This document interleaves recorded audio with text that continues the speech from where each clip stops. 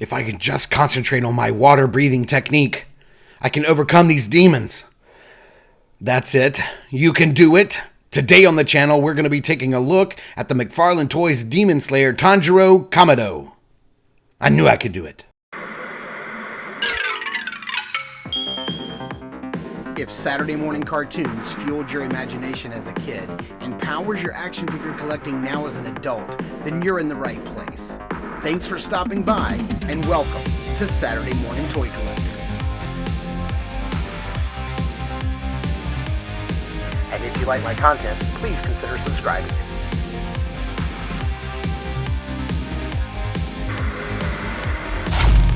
Alright, here we have a closer look at the Tanjiro Kamado Demon Slayer packaging. I really like the simplicity of this package. It really just focuses on the figure. You can see everything that he comes with. He has his sword, two fists, just like Zenitsu did.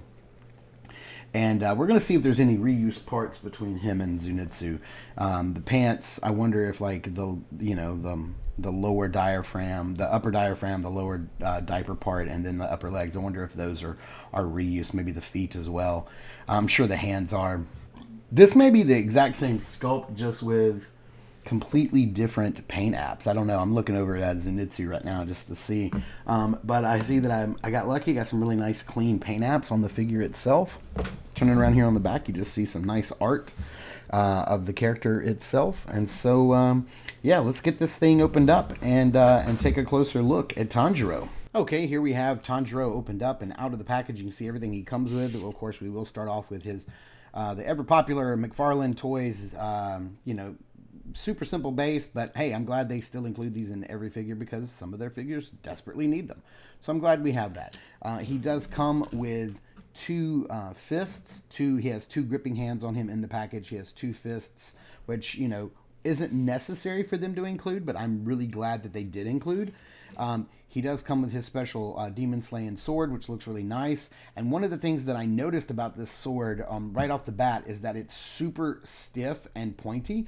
And that's really cool because Zenitsu's sword is not. Zenitsu's sword, which is nicely painted, looks great, is super wobbly and very thin, and is not sturdy like this at all. It's very rubbery and soft, and I'm pretty sure that's because I'm pretty sure that's because Tanjiro comes with his water blade effect, and this is a little water effect.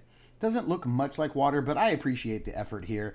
But you can slide the sword in like that, and you can get him doing some swooshing. And if this sword was like all rubbery like Zenitsu's sword, then it wouldn't be able to do this. It wouldn't be able to support the weight of this thing. Now, will he be able to support the weight when this is in his hand? I don't know. We'll see how it goes. But that's a closer look at. Come on out now. All the accessories. Zooming in here on Tanjiro himself, man, he looks great. The paint apps on the scar and on his eyes. I kind of wish his eyes were a little more of that amber color. They are kind of a reddish color, but he has this like purplish amber color to his eyes. But they look nice and clean. The paint apps are just super nice. You can see his earrings there. If I can zoom in on those really close, you can see he does have, there's not the black lines on there, but they did get the silver and the gray and the red on there, which is really nice. After looking at this figure compared to Zenitsu, I am quite sure that this is the exact same figure. The wrinkles appear to be in the exact same places throughout, the sculpted lines, the way the pants bunch up. Until you get down to the leg wraps. Of course, the leg wraps are different on Tanjiro, and then I think the feet are the same. But I do believe there's some extra lines wrapped around Zenitsu's cuffs. If you can see those lines sculpted into the plastic, which are not present here. But I am pretty sure that's the exact same sculpt. And I'm okay with that because, this looks absolutely great. I love, like, all of the paint apps for his jacket, his kimono. look nice and clean, except for a little bit of scuff right there. That's the only spot that doesn't look nice and clean. Thankfully, that's on the back and will not be seen. Look at that spiky sculpted hair, which is all nice and soft and rubbery. Looks really cool. So just going over articulation, if you haven't seen my Zenitsu review, which you can right there, but if you haven't, just going over articulation for this guy, he can look down about that far. He can look up. The head's on a ball joint, so he can get nice range of motion back and forth and swivel and tilt and all that kind of good stuff. The arms can go out in a T-pose. They can go all the way around. This is very soft and pliable to get out of the way. You've got this big joint here at the elbow. It doesn't get quite 90, but it is what it is.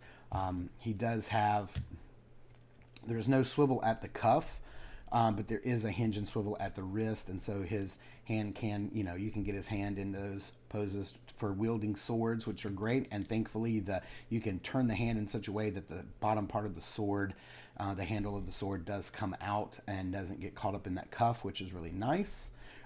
He can bend forward that far and tilt back about that far, a little bit further because of the double part. You can get him looking far back.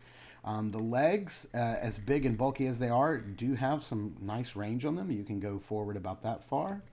And let's get this out of the way.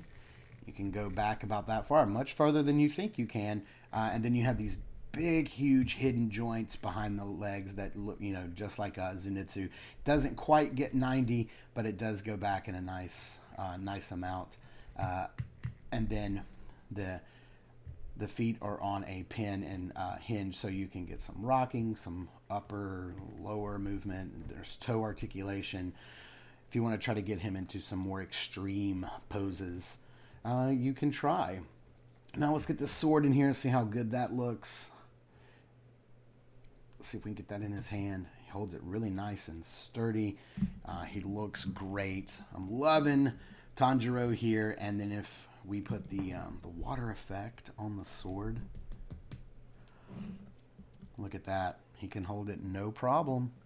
It's looking pretty cool. Now we'll have to try to get him into some better poses at the end of the review to see just how cool he can pose up and what kind of extreme poses we can get him in. You guys know what we like to do at the end of the reviews. Let's get some of these accessories out of the way and do a little bit of size comparison here. Here he is next to Zenitsu, which we already looked at already, and just because I happen to have him next to me on my review station, here he is next to the new Hasbro Indiana Jones figure. They're roughly the exact same size. Let's get these guys out of the way.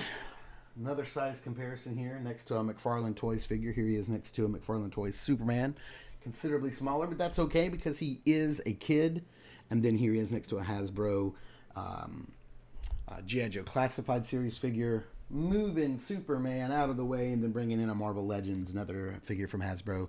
Here he is next to Spider-Man, a little bit smaller than Spider-Man, and of course Spider-Man's also a little on the short side for Marvel Legends as well, because he's a young adult. But there you have it. Now let's get this guy into some really cool poses, drop him into some backdrops, and see how he poses up. Man, I really appreciate you guys tuning in and watching this video. I've been ready to get my hands on this particular figure, Tanjiro and Nezuko, since I tried to buy them in Target and was denied because they were street dated for April 16th, which is weird because here we are, and I believe today is the 15th, and I have still beat that street date just ordering them straight from Amazon. Big Bad Toy Store, of course, and McFarlane Toys all have them up, so if you want to pick this guy up and you don't want to fool with street dates at Target, you can do so at those locations. Thank you guys so much for tuning in and watching. I super appreciate it. You guys are amazing, and thanks for all the extra likes you've been throwing my way, all the views on the reviews that I've been posting the last couple of weeks. I super appreciate it. Remember, you can check us out over at Instagram.com/Saturday Morning Toy Collector. And for all the behind the scenes goodness, for all kinds of stuff that we post over there that we don't get to post here on YouTube. Again, thank you guys for tuning in and watching. I super appreciate it. This has been the Saturday Morning Toy Collector. I'm your host, Mark, and remember, I will see you in the toy aisles.